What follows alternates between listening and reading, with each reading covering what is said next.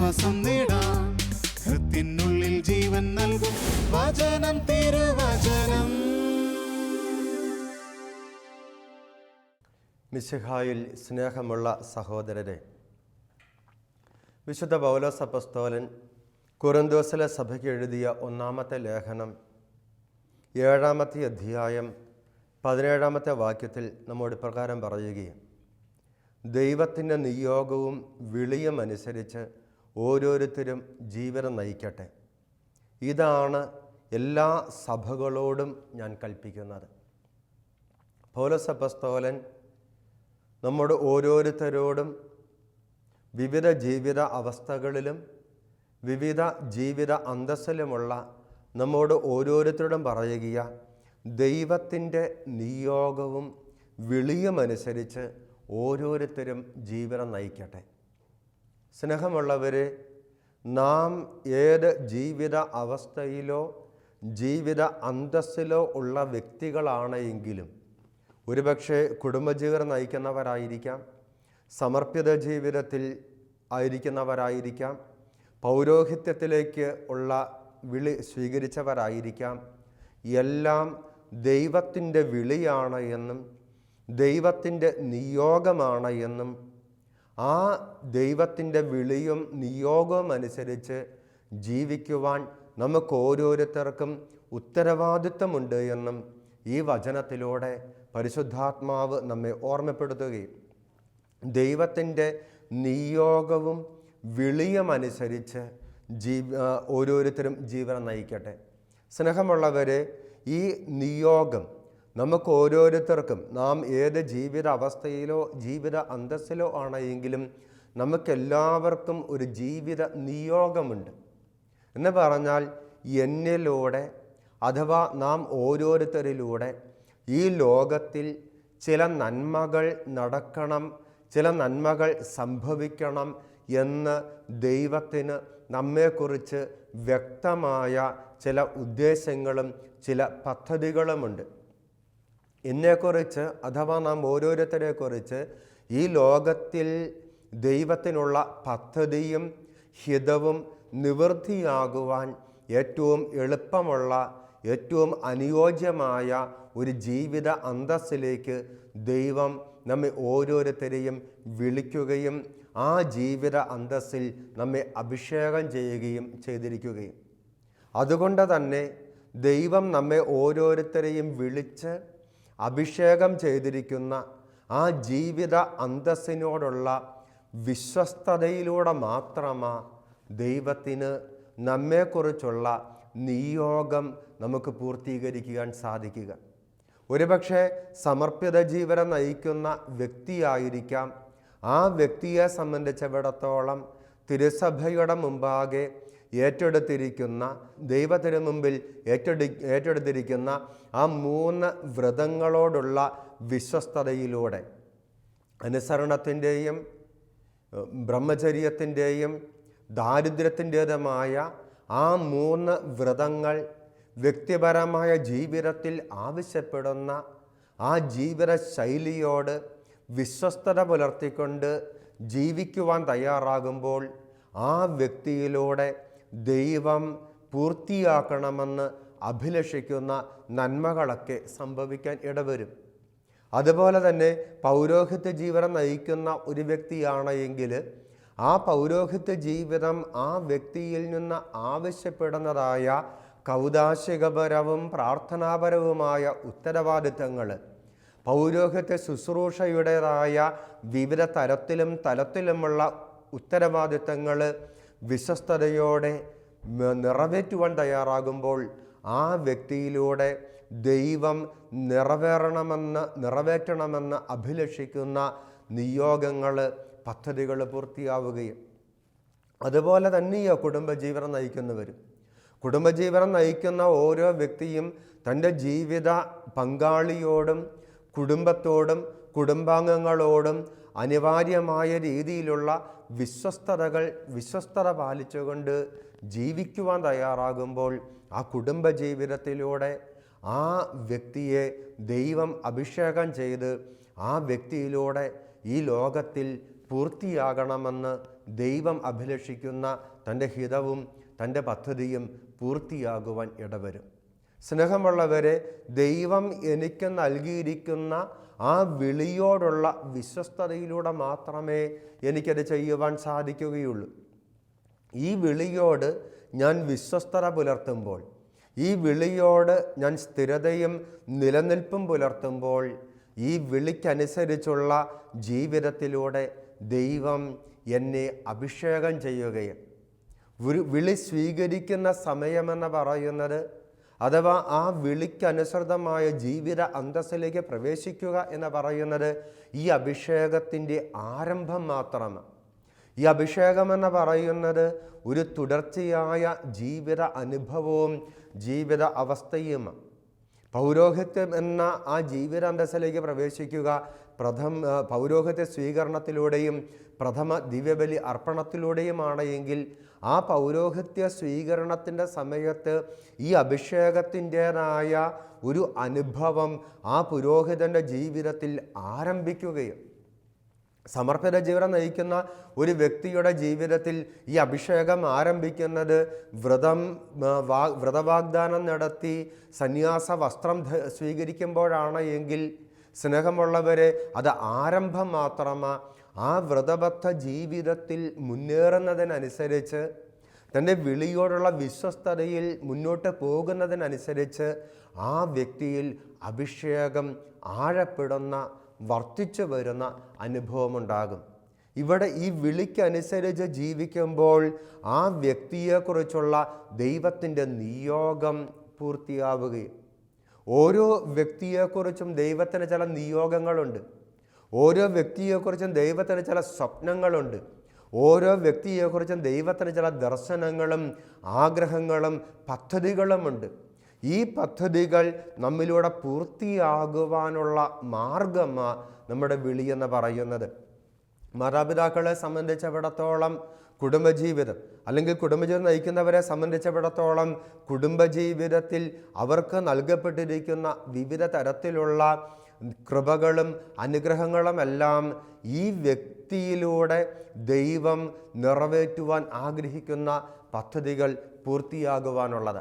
ഇവിടെ നമ്മൾ മനസ്സിലാക്കേണ്ട ഒരു കാര്യമെന്ന് പറയുന്നത്, കേവലം ഈ ലോകത്തിലെ ക്ഷണികമായ നശ്വരമായ കുറച്ച് നേട്ടങ്ങൾക്ക് വേണ്ടിയും നന്മകൾക്ക് വേണ്ടിയും ജീവിക്കുവാനുള്ളതല്ല നമ്മളെക്കുറിച്ചുള്ള, നമ്മുടെ ജീവിതത്തെക്കുറിച്ചുള്ള ദൈവത്തിൻ്റെ നിയോഗം, ദൈവത്തിൻ്റെ പദ്ധതി എന്ന് സ്നേഹമുള്ളവരെ നാം മനസ്സിലാക്കണം.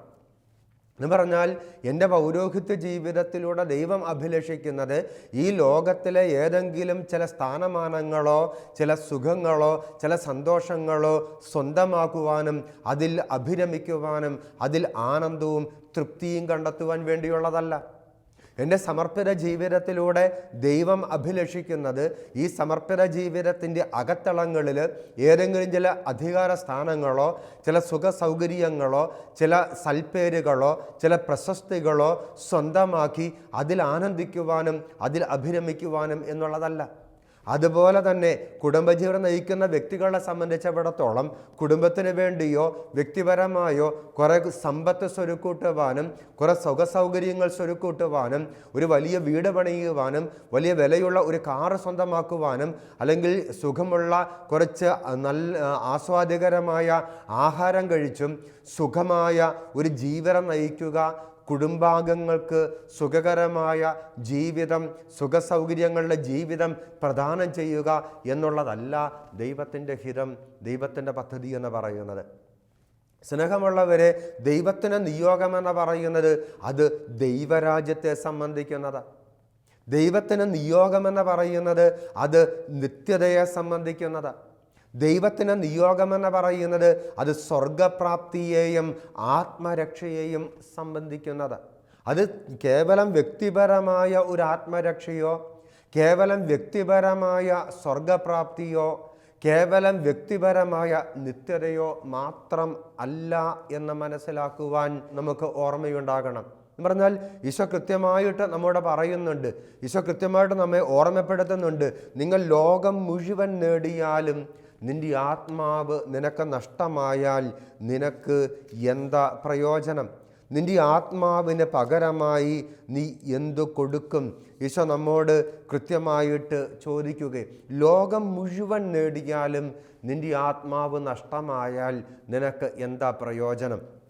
നമുക്കറിയാം, നമ്മുടെ അനുദിന ജീവിതത്തിൽ നിന്ന് നമുക്ക് വളരെ എളുപ്പം മനസ്സിലാക്കാൻ പറ്റും, ഒരായുഷ്കാലമെന്നല്ല, നമ്മുടെയൊക്കെ 9-90 ആയുഷ്കാലത്തെ അധ്വാനം കൊണ്ട് ഈ ലോകം പോയിട്ട് ഈ ലോകത്തിൻ്റെ ഒരംശം പോലും സ്വന്തമാക്കാൻ നമ്മെക്കൊണ്ട് സാധിക്കില്ല എന്ന് നമ്മുടെ ജീവിതം നമുക്ക് വ്യക്തമായിട്ട് പറഞ്ഞു തരുന്നുണ്ട്. വിശുദ്ധ ലൂക്കായുടെ സുവിശേഷം 9-ാം അധ്യായം 24-25 വാക്യങ്ങളിൽ ഈശോ നമ്മോട് പറയുകയാണ്, സ്വന്തം ജീവൻ രക്ഷിക്കുവാൻ ആഗ്രഹിക്കുന്നവൻ അത് നഷ്ടപ്പെടുത്തും, എന്നെ പ്രതി സ്വജീവൻ നഷ്ടപ്പെടുത്തുന്നവൻ അതിനെ രക്ഷിക്കും. ഒരുവൻ ലോകം മുഴുവൻ നേടിയാലും തന്നെ തന്നെ നഷ്ടപ്പെടുത്തുകയോ നശിപ്പിക്കുകയോ ചെയ്താൽ അവന് എന്താ പ്രയോജനം? സ്നേഹമുള്ളവരെ, ലോകം മുഴുവൻ നേടിയാലും ഈ ആത്മാവ് നഷ്ടമായാൽ, നിത്യജീവൻ നഷ്ടമായാൽ, നിത്യതയുടെ സൗഭാഗ്യം നഷ്ടമായാൽ ഈ ലോക ജീവിതത്തിലെ നേട്ടങ്ങൾ കൊണ്ടോ നന്മകൾ കൊണ്ടോ ഒരു പ്രയോജനവുമില്ല എന്ന് മനസ്സിലാക്കുവാനുള്ള ഒരു ദൈവിക ജ്ഞാനം നമുക്ക് ആവശ്യമാണ് എന്ന് ദൈവവചനം നമ്മെ ഓർമ്മപ്പെടുത്തുകയും, ഇതിൽ ഒരു അപകടമെന്ന് പറയുന്നത്, ഇതിൽ ഉൾപ്പെട്ടിരിക്കുന്ന അന്തർലീനമായിരിക്കുന്ന ഒരു അപകടമെന്ന് പറയുന്നത്, സ്നേഹമുള്ളവരെ, പലപ്പോഴും മാനവ ചരിത്രം പരിശോധിക്കുമ്പോഴും കുടുംബങ്ങളുടെ ദേശങ്ങളുടെ ചരിത്രം പരിശോധിക്കുമ്പോഴും കുടുംബങ്ങളുടെ ചരിത്രം പരിശോധിക്കുമ്പോഴും എല്ലാം നമ്മൾ കാണുന്ന ഒരു സത്യമുണ്ട്. ജീവിതത്തിൻ്റെ ഏറ്റ ഇറക്കത്തിൻ്റെ ആവർത്തനങ്ങൾ, ജീവിതത്തിൻ്റെ കേറ്റ ഇറക്കത്തിൻ്റെ ആവർത്തനങ്ങൾ എന്ന് പറഞ്ഞാൽ, ഒരു തലമുറ അതൊരു ഒരു കുടുംബത്തെ സംബന്ധിച്ചും ഒരു ദേശത്തെ സംബന്ധിച്ചും മാനവികതയുടെ ആകെയുള്ള ചരിത്രത്തെ സംബന്ധിച്ചും ഒരു വാസ്തവം. ഒരു കാലഘട്ടത്തിൽ മനുഷ്യൻ്റെ ജീവിതത്തിൽ തകർച്ചകളും വേദനകളും ദുരിതങ്ങളും സങ്കടങ്ങളും ഒക്കെ കടന്നു വരും. ഇങ്ങനെ വേദനകളും സങ്കടങ്ങളും ദുരിതങ്ങളുമൊക്കെ വിളിച്ചു വരുത്തുന്ന ചില ജീവിത പശ്ചാത്തലങ്ങളുടെ പരിണതഫലമായിരുന്നു ആ തകർച്ചകളെന്ന് ആ കുടുംബങ്ങളെയും വ്യക്തികളെയും കുടുംബങ്ങളെയും ദേശത്തെയും മാനവ ചരിത്രത്തെയും ഒക്കെ പരിശോധിക്കുമ്പോൾ മനസ്സിലാകും. അങ്ങനെ തകർച്ചകൾ വിളിച്ചു വരുത്തുന്ന ജീവിത പശ്ചാത്തലങ്ങളുടെ പരിണതഫലമായി അവൻ്റെ ജീവിതത്തിലേക്ക് അല്ലെങ്കിൽ അവരുടെ ജീവിതത്തിൽ കടന്നു വരുന്ന വേദനകളോടും സഹനങ്ങളോടുമുള്ള പ്രതികരണം എന്ന നിലയിൽ അവൻ ദൈവത്തെ വിളിക്കും, ദൈവത്തോട് പ്രാർത്ഥിക്കും. ദൈവം അവൻ്റെ വിളിപ്പുറത്ത് ഇറങ്ങിച്ചെന്ന് അവരെ കൈപിടിച്ച് ഉയർത്തുകയും വളർത്തുകയും ഒക്കെ ചെയ്യും.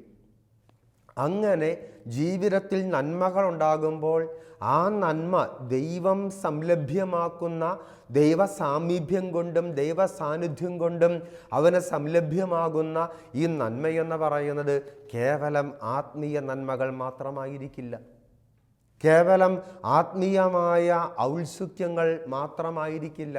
പിന്നെയോ ഈ ആത്മീയമായ നന്മകൾക്ക് ഭൗതികമായ ഒരു മറുവശം കൂടി തീർച്ചയായും ഉണ്ടാകും. കാരണം ഒരു വ്യക്തിയുടെ വ്യക്തിത്വം വിശുദ്ധിയുള്ളതാകുമ്പോൾ, ഒരു വ്യക്തിയുടെ സ്വഭാവം നിർമ്മലതയുള്ളതായി മാറുമ്പോൾ, അതിൻ്റെ സ്വാഭാവികമായ പരിണതഫലം എന്ന നിലയിൽ ആ വ്യക്തിയുടെ ജീവിതത്തിൽ നാനാവിധത്തിലുള്ള ബൗദ്ധികമായ, സാമ്പത്തികമായ, ഭൗതികപരമായ ഉയർച്ചയും വളർച്ചയും ഉണ്ടാകുവാൻ ഇടവരും. സ്നേഹമുള്ളവരെ, ഈ ആത്മീയ വളർച്ചയുടെ, ആത്മീയമായ നന്മയുടെ, ദൈവാനുഭവത്തിൻ്റെ, ദൈവ ആഭിമുഖ്യത്തിൻ്റെ പരിണതഫലമായി അവരുടെ ജീവിതത്തിൽ കടന്നു വരുന്ന ഈ ഭൗതികമായ നന്മകളും ഭൗതികമായ സുരക്ഷിതത്വങ്ങളുമൊക്കെ ചിലപ്പോഴെങ്കിലും ദൈവത്തെ മറക്കുവാനും, ദൈവമില്ല എങ്കിലും ദൈവം ഒരു അത്യാവശ്യം അല്ല എന്ന് തോന്നുന്ന ഒരു ആന്തരിക വൈകാരിക അവസ്ഥ ആ വ്യക്തികളിൽ സൃഷ്ടിക്കുകയും സ്വാഭാവികമായും ദൈവത്തെ മറക്കാനും ദൈവത്തെ ത്യജിക്കുവാനും ദൈവം ഇല്ലാതെ ജീവിച്ചാൽ എങ്ങനെ ആയിരിക്കും എന്ന് ചിന്തിക്കാനും അതിനനുസരിച്ച് ജീവിക്കാനുമൊക്കെ തുടങ്ങുമ്പോൾ വീണ്ടും തകർച്ചയിലേക്ക് വീണു പോകുന്ന, വീണ്ടും ഇറക്കത്തിലേക്ക് താന്നു പോകുന്ന, അതിൻ്റെ ഫലമായി ജീവിതത്തിൽ തകർച്ചകളും വേദനകളും ദുരിതങ്ങളും വീണ്ടും വരുമ്പോൾ വീണ്ടും ദൈവത്തെ വിളിക്കുവാനും വീണ്ടും ദൈവത്തോട് പ്രാർത്ഥിക്കുവാനും അങ്ങനെ നഷ്ടമായതെല്ലാം പല മടങ്ങായി വീണ്ടും തിരിച്ചു ലഭിക്കുവാനും അങ്ങനെ ചരിത്രം ആവർത്തിക്കപ്പെടുന്ന അനുഭവം. അതുകൊണ്ട് പാശ്ചാത്യ തത്വശാസ്ത്രജ്ഞനായ ഒരു ചരിത്രകാരനും തത്വശാസ്ത്രജ്ഞനുമായ ജോർജ് വില്യം ഫ്രെഡറിക് ഹേഗൽ എന്ന ജർമ്മൻ ദാർശനികൻ ഇപ്രകാരം പറഞ്ഞു വെച്ചു: മാനവ ചരിത്രം പഠിക്കുമ്പോൾ, മനുഷ്യൻ്റെ ചരിത്രം പഠിക്കുമ്പോൾ, when you study the history will teach you. നീ ചരിത്രം പഠിക്കുമ്പോൾ ചരിത്രം നിന്നെ പഠിപ്പിക്കും നീ ചരിത്രത്തിൽ നിന്നും ഒന്നും പഠിക്കുന്നില്ല എന്ന്.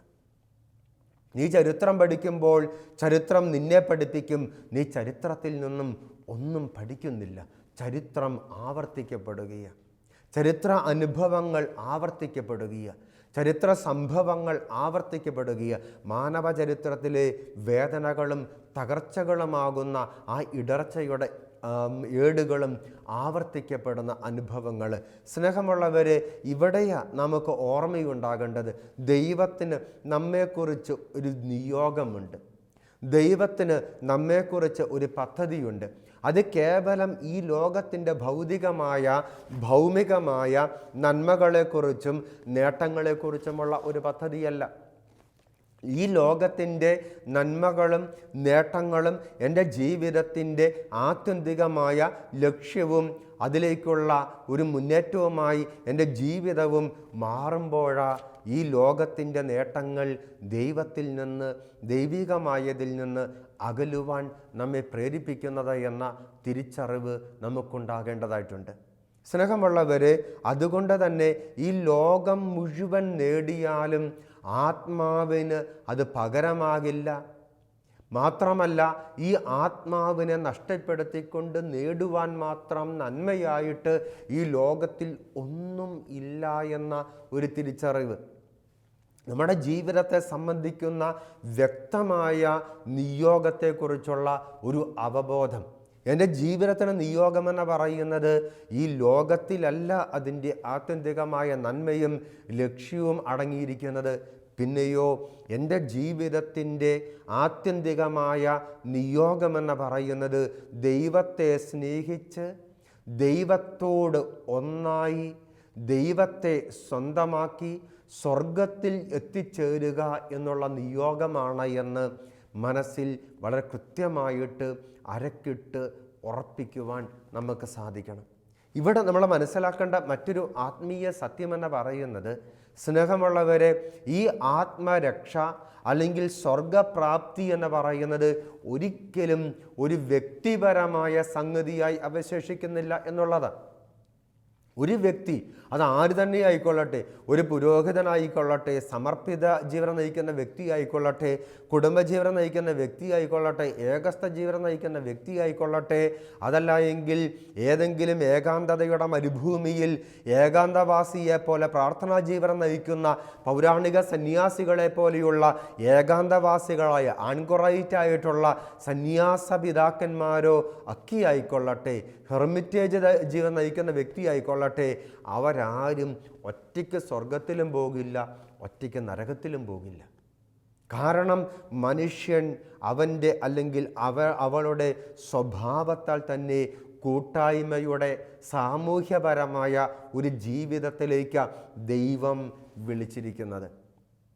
ഒരു വ്യക്തി ഒറ്റയ്ക്കായിരിക്കുമ്പോഴും ആ വ്യക്തി ഒറ്റയ്ക്കല്ല, പിന്നെയോ ആ വ്യക്തി ഒരു വലിയ മാനവ കുടുംബത്തിൻ്റെ ഭാഗമാണ് എന്ന് മനസ്സിലാക്കുവാൻ നമുക്ക് സാധിക്കണം.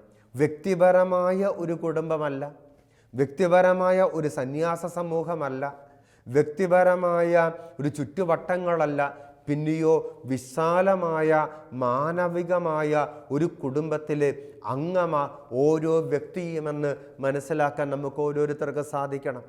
എൻ്റെ ഒരുപക്ഷെ വ്യക്തിപരമായ എൻ്റെ പൗരോഹിത്യ, എൻ്റെ സമർപ്പിത ജീവിതത്തിലെ എൻ്റെ പുണ്യങ്ങൾ ഒരിക്കലും എന്നെ മാത്രം പുഷ്ടിപ്പെടുത്തുന്ന പുണ്യങ്ങളല്ല.